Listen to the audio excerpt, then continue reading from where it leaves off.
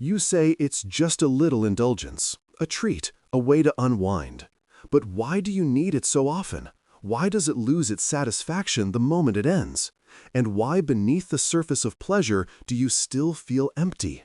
You scroll for hours, you overeat, you drink, you chase praise. You romanticize the high moments and dread the stillness in between. But what if your pleasure isn't joy? It's avoidance. What if your favorite escape is your most decorated prison? Jung wasn't moralizing. He was warning you. Compulsive pleasure is not freedom. It's fragmentation. It's the ego avoiding the ache of the self. It's a mask of happiness worn to distract from what hasn't yet healed. So ask yourself, what do you run to when the silence gets too loud? What do you consume when you're trying not to feel? And what would happen if you didn't reach for anything but stayed with yourself instead? Because some pleasures don't nourish, they numb. Some comforts aren't care, they're compensation. And some highs are just low places in disguise. You won't lose yourself by letting go of false pleasure. You'll finally meet the part of you that doesn't need it anymore. You were taught to chase what feels good, not what's real, not what's whole, not what's healing, just what makes the ache quieter for a moment. The world doesn't care if you're whole. It cares if you're productive, agreeable, entertaining. And the fastest way to make you all three is to keep you numb. So you call it treating yourself. But is it? Or is it a reward for surviving a life that secretly feels empty? You call it joy. But is it joy, or is it anesthesia? Carl Jung warned, when pleasure becomes unconscious, it becomes shadow.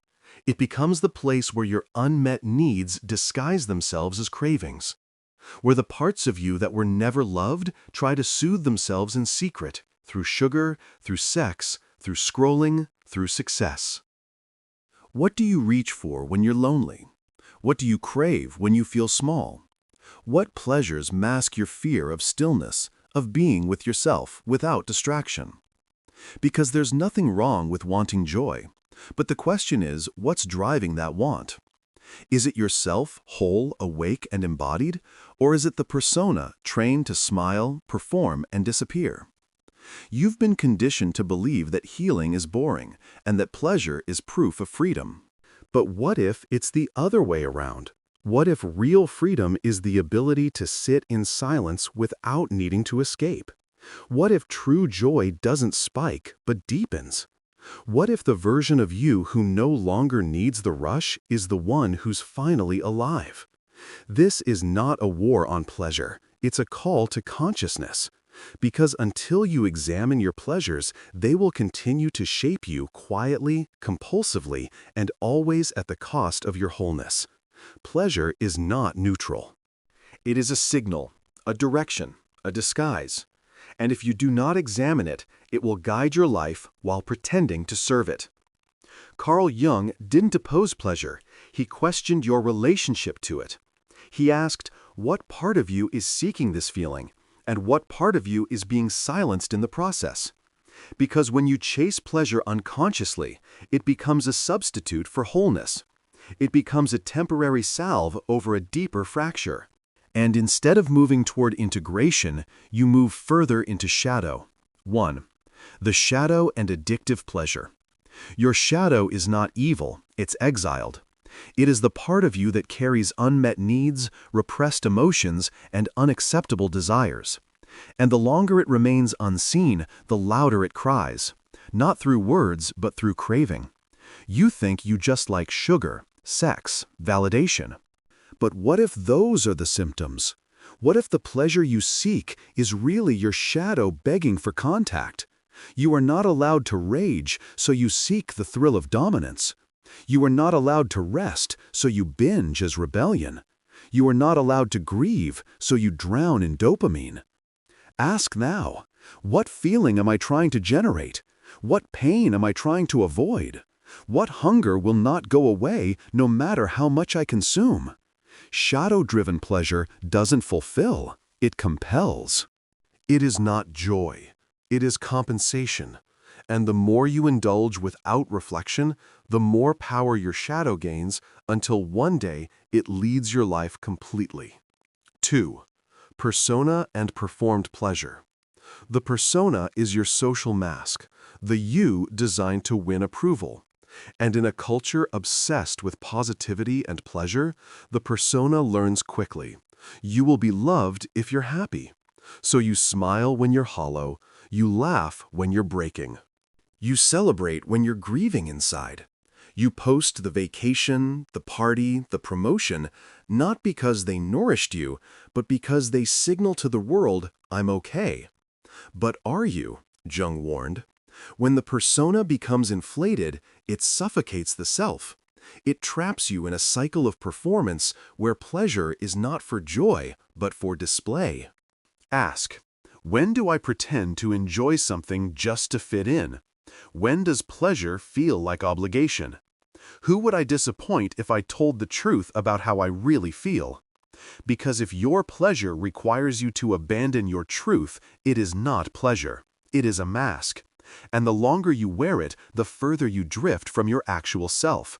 The one who might find peace in silence, stillness, slowness, but never gets the chance to try. Neurosis and the split within. At the heart of neurosis lies a split, a division between your conscious ideals and your unconscious reality. Jung said, neurosis is always a substitute for legitimate suffering.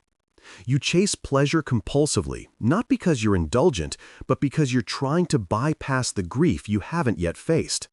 So the dopamine hits become medicine. The rush becomes ritual. The reward becomes religion. But underneath it all, there is a wound that was never witnessed. There is a sorrow that was never held. There is a fatigue that no amount of indulgence can erase. Ask yourself now, what emotion terrifies me so much I'll do anything to avoid it? What would I feel if I stopped feeling good all the time? What part of me is begging to be felt, not fixed? Because pleasure, when unconscious, becomes anesthesia. It cuts you off from the pain, but also from the healing. And the longer you numb, the longer you stay stuck in cycles that look like comfort but feel like chains. 4. Individuation, when pleasure becomes sacred. Jung's path was never one of denial. It was one of integration. Individuation, the process of becoming whole, does not reject pleasure, it transforms it. Pleasure becomes sacred when it's no longer used to escape, when it flows from the self, not from the shadow, when it's chosen consciously rather than chased compulsively. You stop treating yourself with what hurts you. You stop rewarding pain with numbness. You stop sedating your truth with sugar-coated distractions. And instead, you begin to feel what is real. You cry without rushing to patch it with pleasure. You rest without guilt. You love without needing to be adored. Ask, what would it mean to enjoy something without hiding behind it? What kind of pleasure would nourish me instead of drain me? Can I feel joy without fleeing discomfort? Because the pleasure that heals does not spike your system, it grounds your soul. It is not compulsive, performative, or addictive. It is quiet, embodied, honest, and it only becomes available when you stop seeking it as a way to not feel your life. Final reflection. What is driving the pleasure? You don't need to kill your joy. You need to question its origin. You need to ask, is this pleasure arising from presence or panic? From wholeness or hunger? And you need to know deeply, truly know, that nothing you consume will ever satisfy the part of you that is starving to be seen. So ask now as the first act of true joy, what part of me is still waiting to be felt? What pleasure am I using to replace presence? What might I experience if I stopped reaching and simply stayed? Because Jung didn't demonize pleasure. He just wanted you to stop calling it love when it was actually avoidance. He wanted you to stop worshiping the rush and start honoring the real. And once you do, pleasure becomes what it was meant to be all along, a celebration of being alive, not a substitute for it. You don't notice the pattern at first. It looks like celebration. It feels like reward. It tells you, you deserve this. But beneath that comforting voice, something darker is hiding, something forgotten, something unresolved. Look closer. This isn't about luxury, it's about longing. This isn't joy, it's anesthesia wrapped in sugar and gold. And the question isn't, what do I enjoy? It's, what am I avoiding through what I call pleasure one? The overachiever who earns their indulgence. You meet them everywhere, polished, driven, productive. They don't stop, not because they love the grind, but because they can't stand the silence. So they work themselves to exhaustion, then reward themselves with luxury, wine, a binge, a night of excess, all framed as self-care. But what's really being celebrated, not presence, performance, not peace, escape. Ask, what do you do after you succeed? What does treating yourself mean to you? What would happen if you didn't earn your pleasure, but just allowed it? Because when your pleasure is contingent on performance, it's not nourishment, it's compensation. And when celebration becomes ritualized escapism, the joy is no longer joy, it's survival in disguise. 2. The romantic who craves intensity over intimacy. They say they love love. They crave connection, passion, ecstasy. But look deeper. They're chasing a high, not a bond. They're in love with the rush, not the relationship. Because stillness, safety, intimacy, that doesn't spike their nervous system. It feels boring, or worse, threatening. So they bounce from one romantic ideal to the next, confusing dopamine for devotion. They want to feel alive, but they've mistaken chaos for aliveness. Ask, when do I feel most alive in love, and what triggers that sensation? Do I crave real connection or the drama that masks my deeper fears? What part of me believes that calm equals emptiness? Because when intensity becomes your drug, love becomes a game of withdrawal and overdose. And the truth is, the one who runs from stillness is often the one who's never been held in safety. 3. The spiritual seeker who glorifies high vibration. They meditate daily, quote Rumi, burn sage, chase light, and yet they cannot sit with grief. They cannot name their rage. They bypass their history in the name of purity. They're addicted to transcendence because they're terrified of immanence. They use love and light as a shield against the truth that still lives in their bones. Ask, what emotions do I still label as low vibe? Am I using spiritual practice to escape or to embody? When was the last time I let myself be broken without trying to fix it? Because if your spirituality cannot hold your sorrow, it's not spirituality. It's spiritualized avoidance. And if you need pleasure to feel close to God, then you haven't yet met the God that dwells in darkness too. 4. The social butterfly who cannot be alone, always surrounded, always smiling. They thrive in parties, group chats, events. But ask them to spend one evening alone, and the panic begins. Their pleasure comes from presence, but only the presence of others. Because being with themselves is too loud, too exposed, too much. So they chase stimulation to silence the ache. They joke through their grief. They flirt through their insecurity. They laugh too quickly and never pause. Ask, when do I feel lonely, and what do I do about it? What would a weekend alone bring up for me?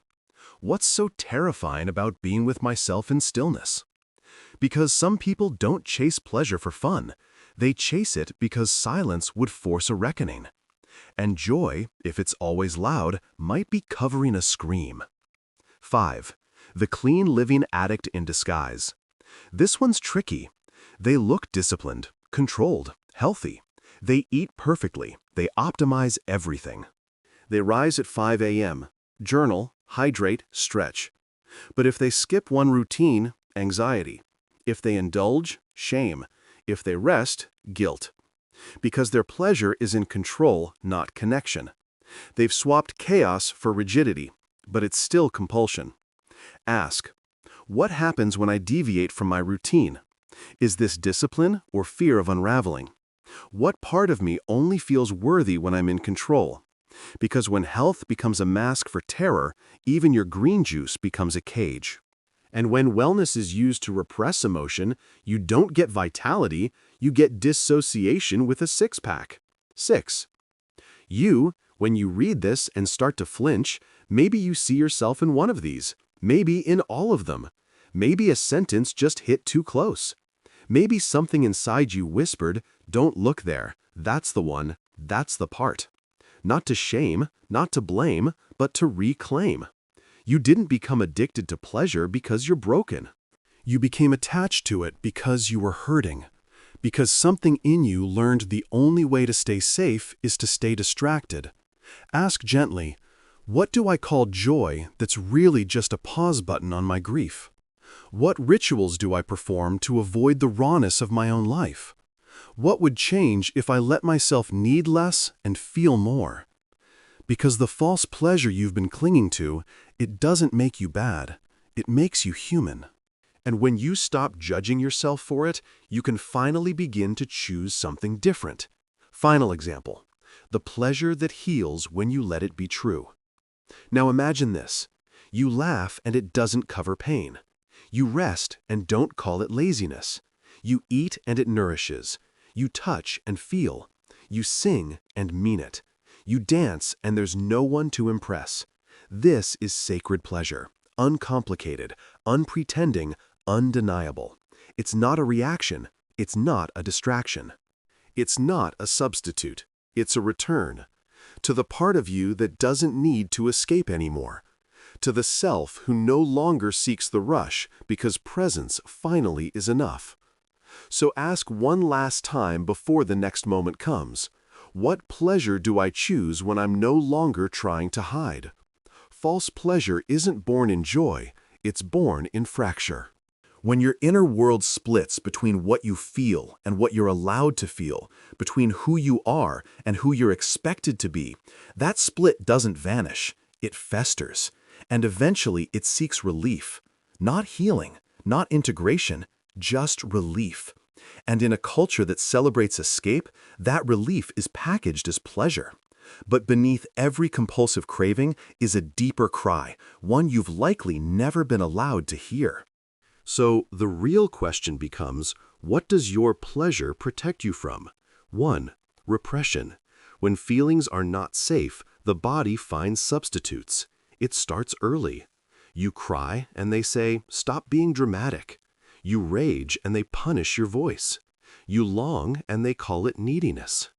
Eventually, the nervous system learns feeling is dangerous. So instead of feeling, you cope. You adapt. You learn to regulate emotion through stimulation. Food, praise, sex, achievement, fantasy. Scrolling. They're not indulgences. They're protection mechanisms. Because repression is not forgetting, it's rerouting. And what gets repressed in the psyche gets rerouted through the body. Ask, what emotions did I learn were unacceptable? When I feel overwhelmed, where do I instinctively go mentally or physically? Is my craving about pleasure or about soothing a silenced part of me? Because no one taught you how to sit in sorrow, but they did teach you how to smile through it. And now your pain doesn't disappear, it just dresses up as desire. 2. Projection. When the shadow seeks resolution outside of you, Jung warned the shadow, all that you repress, deny, disown, doesn't just sit quietly in the dark. It acts out. Not always through you, sometimes through what you're drawn to. Your unprocessed grief draws you to drama. Your denied anger craves chaos. Your hidden self-hate seeks rejection, then calls it fate. And your hunger for real connection, when exiled, becomes a craving for stimulation. So you chase the rush, the sugar, the affection, the applause. Not because you're greedy, but because your shadow is starving and trying to eat through your pleasures. Ask, what do I keep choosing that leaves me emptier afterward? Who or what am I magnetized to, even when it hurts me? Is this desire clean or compensatory? because until you reclaim your shadow, it will hijack your cravings. And the tragedy, you'll call it joy. 3. Fragmentation. When the persona consumes the self, you have two lives, the one you perform and the one you bury. The persona, the image you've crafted to survive, is charming, accomplished, likable, pleasing. But the self, raw, messy, real. The more energy you pour into the persona, maintaining appearances, optimizing productivity, hiding mess, the more disconnected you become from the self. And the further the split, the more unbearable it feels to be still, to be present, to be real. So pleasure becomes your bridge, not to wholeness, but to forgetfulness. You indulge not to feel, but to not feel. Ask, when I'm alone, who am I without the performance? What parts of me only exist in private, if at all? What pleasures give me temporary relief, but long-term shame? Because when your pleasure is keeping the lie alive instead of helping the truth rise, it's not pleasure. It's a leash. And no amount of treating yourself will make you feel whole while you're still living in halves. 4. The addiction loop. How numbness reinforces itself. Pleasure, crash, guilt, craving, repeat. This is the loop. Not because you're weak, but because the system is brilliant. Your nervous system seeks relief. It finds a hit. That hit feels good for 5 minutes. Then comes the come down, the fatigue, the shame, the emptiness. So you reach again for the same thing, or a new version of the same thing. And each round wires your system deeper into that loop. It's not just physical, it's psychological, spiritual, even archetypal. You become the orphaned child seeking warmth even if it burns. You become the false king feeding on adoration because he's terrified to be alone. You become the addicted seeker chasing bliss while running from truth. Ask, what do I feel the moment the pleasure ends? What would happen if I didn't reach for it next time? Can I sit in the discomfort long enough to discover what's beneath it? Because until you break the loop, not by force, but by facing the pain beneath it, your nervous system will keep calling it pleasure, and you'll keep answering. 5. Cultural complicity. A society that rewards disconnection. You don't just live inside your body. You live inside a culture, one that profits off your discontent. You're told to look better, feel better, rise higher. You're sold products, programs, personas, all under the illusion of pleasure. But it's not about joy, it's about compliance. Because a distracted, numbed-out human is a controllable one. One who won't rebel, one who won't remember, one who won't feel deeply enough to dismantle the system that keeps them sick. So you keep chasing the high, and they keep selling it. Ask, who benefits from my chronic craving? What system profits when I feel like I'm never enough? What would reclaiming my inner authority, my soul, cost them? Because this isn't just personal, it's collective. And choosing sacred pleasure, conscious, embodied pleasure, is an act of rebellion. Final reflection, from fragmentation to freedom. So now the mirror turns back to you. The truth isn't that you're addicted to pleasure. The truth is you're still hurting. And pleasure became the most acceptable way to scream. But Jung didn't ask you to shame your desires. He asked you to integrate them, to name what you've been trying to avoid, to feel the feeling you keep sedating. So ask now, what is this pleasure covering? What would I find if I stayed just one breath longer? What might happen if I stopped reaching and started remembering? Because you don't need to quit joy, you need to liberate it from shadow, from compulsion, from performance, from pain. So it can become what it was always meant to be, a revelation of the self, not a refuge from it. Before you change the behavior, you must witness it. That means slowing it down and naming it as it's happening. Not with shame, with precision. You don't interrupt a cycle by yelling at it. You interrupt it by understanding it. So the first practice is awareness, radical, non-judgmental attention to when the craving arrives. Not what you did, but what preceded it. Did you scroll because you were bored, or because silence made you anxious? Did you reach for sugar after rejection or celebration? Did you pour another drink or seek another compliment because you felt hollow and needed to feel full? Track the moment. Write it down. Record the feeling. Watch your body's signals. Name the exact emotional texture before you reached for pleasure. Ask, what did I feel just before the urge arrived? What sensation in my body told me I needed relief? Did the pleasure actually satisfy or just interrupt? Because that moment right before the hit, that's the holy place. That's where transformation begins. Practice abstinent presence. Sit with the ache without a fix. This is the part that terrifies the ego and heals the soul. When the craving comes, don't act. Just sit. You're not resisting, you're revealing. You're creating enough stillness to let the real need rise to the surface. You'll feel the flutter in your chest, the tightening in your gut, the scream in your mind that says, I can't handle this. But you can, and you must. Not forever, just for a few breaths. Just for long enough to feel what's underneath. Maybe it's loneliness, maybe it's grief, maybe it's unworthiness. Let it speak. You've been silencing this voice with dopamine. Now listen. Ask, what emotion am I actually trying to bypass? What am I afraid I'll feel if I don't reach for pleasure? Can I honor that emotion even if I don't understand it yet? This is what Jung meant by shadow integration, making the unconscious conscious.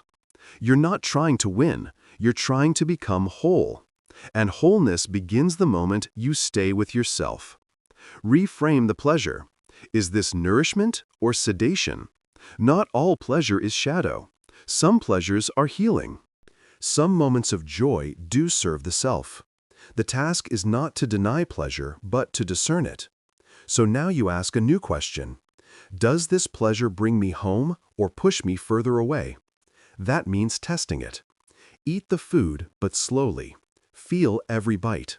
Scroll the feed, but check your body after 5 minutes. Do you feel more alive or more fragmented? Have the sex, but stay present the entire time. Were you connecting or escaping?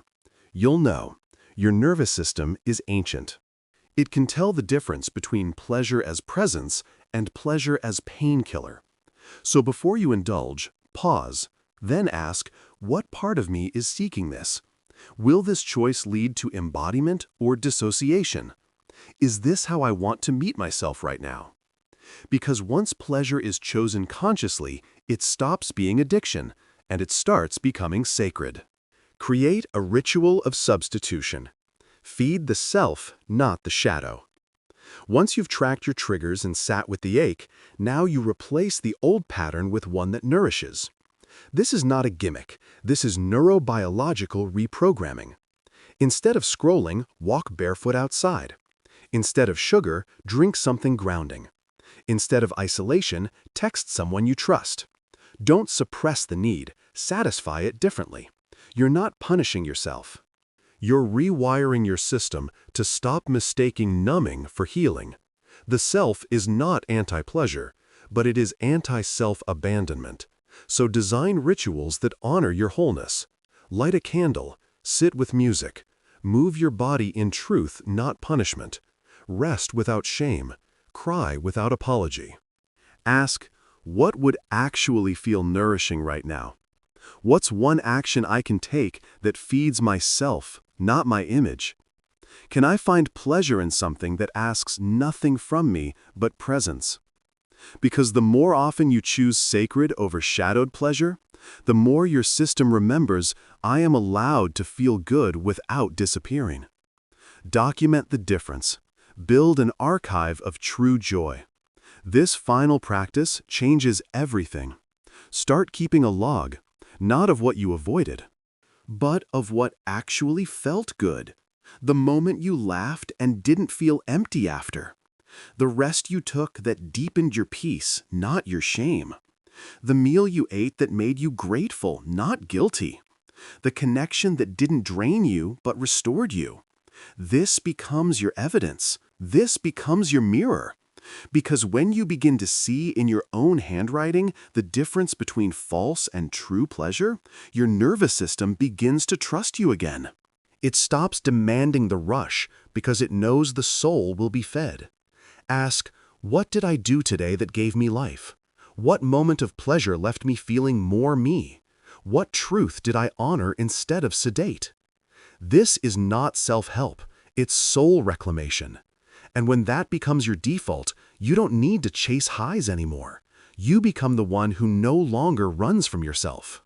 Final questions. Pleasure or persona? Before you end this practice, ask yourself now, with nothing to prove, what pleasure would I still choose if no one could see me? What would it feel like to stop seeking pleasure and start receiving it? Can I live in a way where I don't need to earn joy because joy is my natural state? Because the opposite of addiction is not sobriety, it's presence. And the opposite of false pleasure is not denial. It's intimacy with your own life, your own body, your own truth. Carl Jung never asked you to eliminate pleasure. He asked you to wake up to it. Because the moment you stop calling escape joy, you meet a deeper version of yourself, one who no longer fears silence, no longer fears need, no longer fears the real. And from that place, every breath is enough. Every taste is sacred. Every moment is a homecoming. To the self, you were never meant to abandon, not even in the name of feeling good. You were never wrong for wanting pleasure, but you were misled about where to find it. Pleasure isn't the problem, unconsciousness is. You've called it self-care, reward, joy. But was it? Or was it just the softest way to disappear? Ask yourself now, what did I once call pleasure that only deepened my loneliness? What have I avoided feeling by pretending to feel good? What part of me learned that joy was only allowed if it looked perfect? Carl Jung never said pleasure was shameful. He said when it becomes shadow, when it becomes a mask for what you're unwilling to feel, it turns on you. It seduces you with relief, then leaves you emptier than before. You don't need to renounce joy. You need to reclaim it from the places where it's been hijacked by fear. What if you could laugh without hiding pain? What if you could rest without apology? What if you could feel pleasure that asked nothing from you but presence? You don't need another dopamine hit. You need devotion to your wholeness, to your body, to the version of you that no longer uses pleasure to prove you're okay. So today, stop chasing the next high. Sit in your truth. Feel what's real. Let your system remember what true satisfaction feels like, the kind that doesn't spike and crash, but grounds and opens. Then choose differently, not because you're supposed to, because you're ready to be free. Pleasure isn't the goal, it's the echo of a self that no longer hides.